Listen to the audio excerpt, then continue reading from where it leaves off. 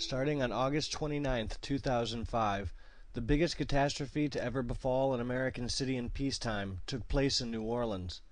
Over 800,000 people were driven from their homes, at least 1,482 were killed, and 80% of the city's buildings and infrastructure lay underwater for weeks. Estimates of the total economic damage to the city is at least $100 billion. In spite of the enormity of the disaster and the extensive media coverage it received, few people understand what really happened in New Orleans or what caused it. Fewer still realize that they too may be living under a similar or even greater threat. In this video, we expose the key myths and misunderstandings about the New Orleans flood and the role the U.S. Army Corps of Engineers played in the city's near destruction. 6 months ago today, the storm hit. Mississippi was slammed. Louisiana's levees broke. The biggest natural disaster in American history. A natural disaster over which we have, no control. It's an act of God. It happened. The fact that a major American city went through a natural disaster. Natural disaster. Katrina. Natural disaster. Natural disasters.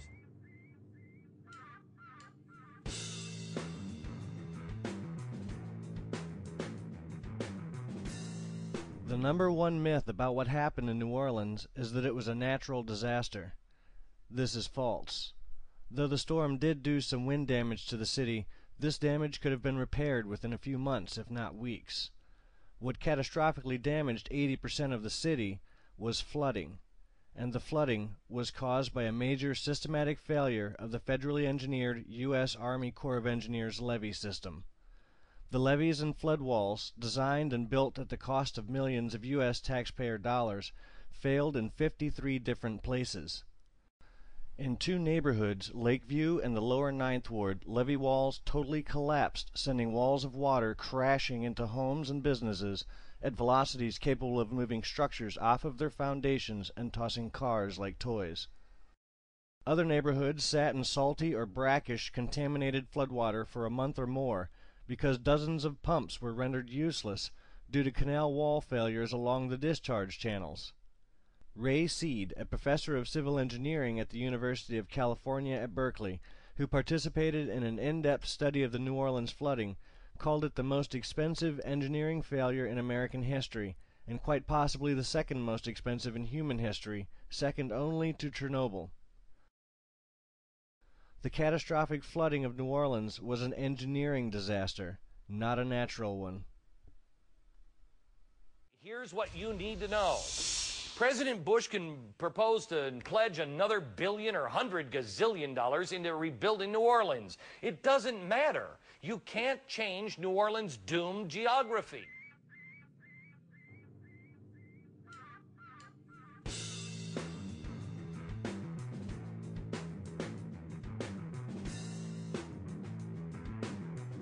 During the levee failure catastrophe, while thousands remained stranded in the city without food, water, or medical care, some claimed that the source of New Orleans' troubles was that it was located in the wrong place. This is false. Situated at the end of the Mississippi River, New Orleans is the literal gateway to America's agricultural and industrial heartland. Upstream of New Orleans, the Mississippi River becomes too shallow to allow ocean-going freighters and container ships.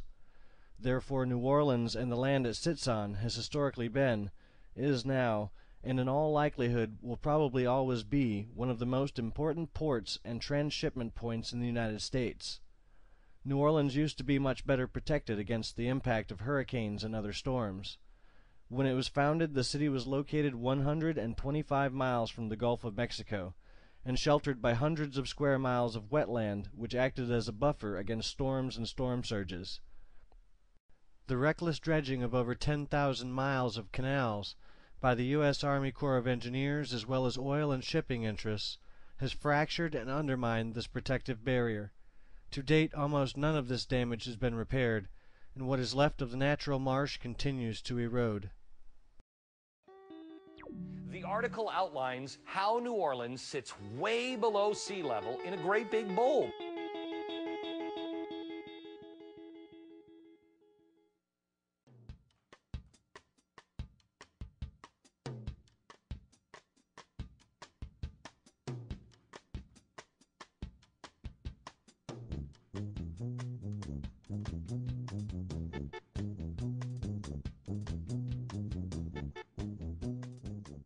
The lower Ninth Ward, which was devastated by the flood, is actually above sea level, as are the city's originally settled areas, including the French Quarter, the Central Business District, the Garden District, Treme, the Marigny, Bywater, and Uptown.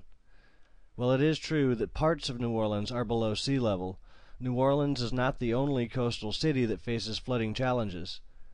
In New York City, much of the city's transportation system, its subways and tunnels, lie below sea level and require 24-hour-a-day pumping to remain dry. London, the biggest city in Europe and one of the most important financial centers in the world, depends on a massive flood barrier to stay above water during storms. And then there's Holland. For over 400 years, one of the most prosperous and technologically advanced nations on Earth. 24% of the country, including many of its most populated cities and towns, lie below sea level. The country survives thanks to a well-conceived, well-built, and well-maintained levee system. An area does not have to be under sea level to flood when levees fail. This is not New Orleans, it's Fernley, Nevada. Located 4,200 feet above sea level, it flooded when a local levee collapsed. Improperly built levees caused the destruction in New Orleans, not the fact that a portion of the city is built below sea level. I have never, ever seen anything as badly bungled and poorly handled as this situation in New Orleans. Where the hell is the water for these people? Why can't sandwiches be dropped to those people that are in that Superdome down there? I mean, what is going on? This is Thursday. This storm happened 5 days ago. Tens of thousands of buildings still awaiting demolition. Less than half the schools reopen. Crime has soared. And of the $116 billion in federal aid promised to the Gulf region, less than $7 billion has actually been spent rebuilding New Orleans.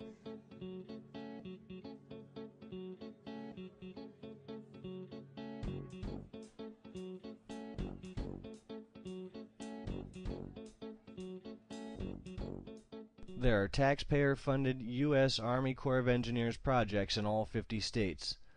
43% of all Americans live in a county with an area protected by a levee.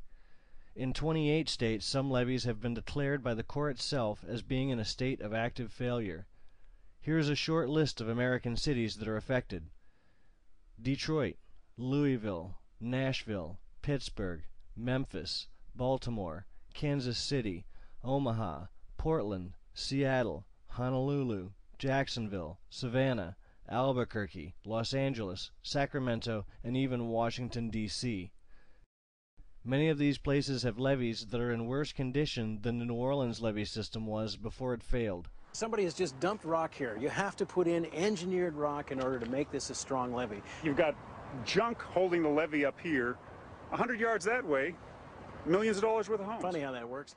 Surprisingly, the place most at risk to levee failure is Sacramento and the Sacramento River Delta. If this levee below us broke, these houses would be under 20 feet of water? Approximately, yeah.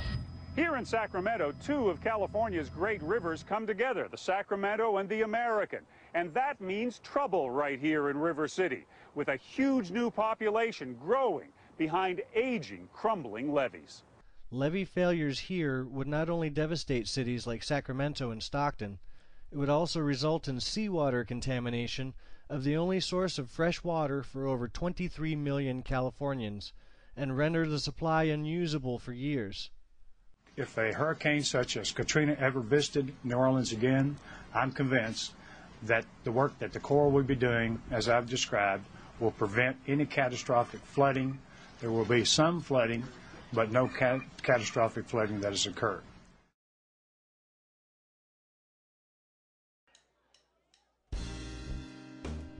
The U.S. Army Corps of Engineers has no plans to change its business-as-usual approach to levee building and maintenance.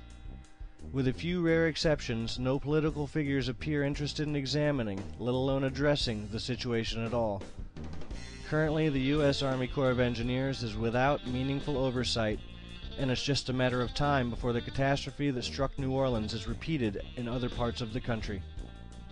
If this situation is going to change, it's going to be up to the individual citizens to put pressure on Congress, the White House, your governor's office, local officials, and the U.S. Army Corps of Engineers to face the problem squarely and solve it. To learn what you can do to help turn this situation around and make sure New Orleans and other parts of the U.S. don't suffer the same fate New Orleans did in 2005, visit levees.org. Levees.org is a grassroots, nonpartisan group that works to educate citizens about ongoing levee failure risks to New Orleans, southern Louisiana, and the rest of the nation. With your help, we can save lives and communities.